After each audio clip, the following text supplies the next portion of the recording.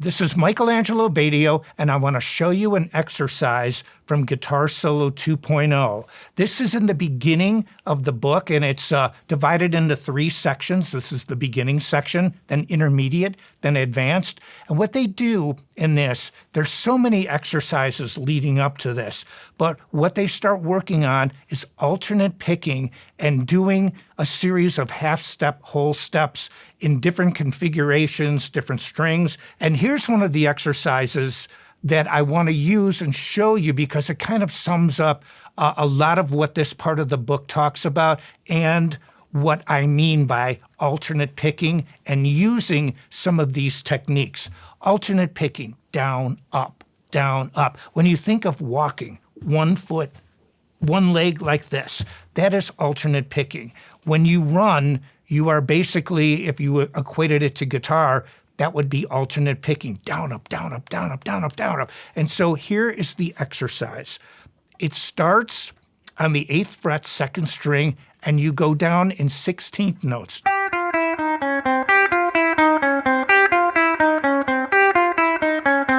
Now the trick is to do 2 things. 1, play hard. Most guitar players don't get good tone because they don't play hard enough, even when you play slow. You have to dig in. If you don't, you're not getting the tone of the instrument, and you're going to have a more difficult time progressing. When you play this exercise, watch my fretboard hand technique.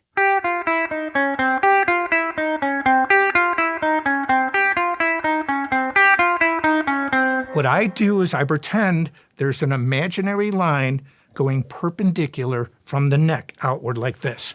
Human hands will move always towards the headstock. So if you do this, you're moving it too much. I call it economy of motion. Watch.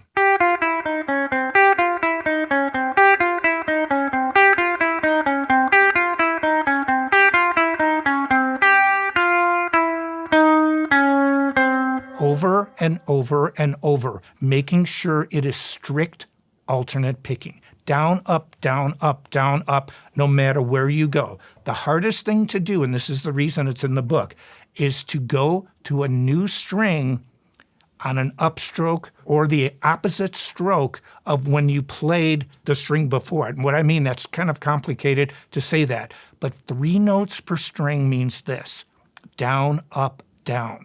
What does it mean for your next string? Up. And that upstroke is what screws everybody up.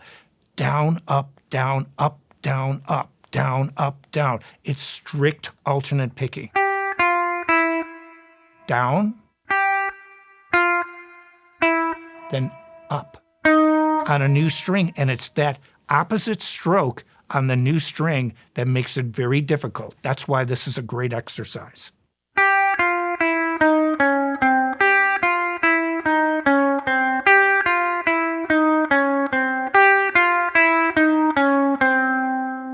One of the best ways to practice exercises like this is to move them up and down the neck chromatically. And what I mean by that is just 1 fret at a time. Let me show you what it sounds like with some overdrive.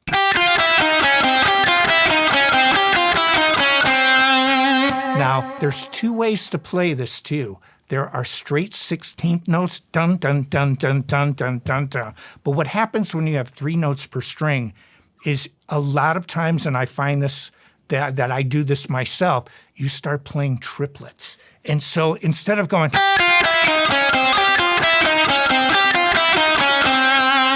you start going. I'll just show you. This is what you can do with just a simple exercise like this.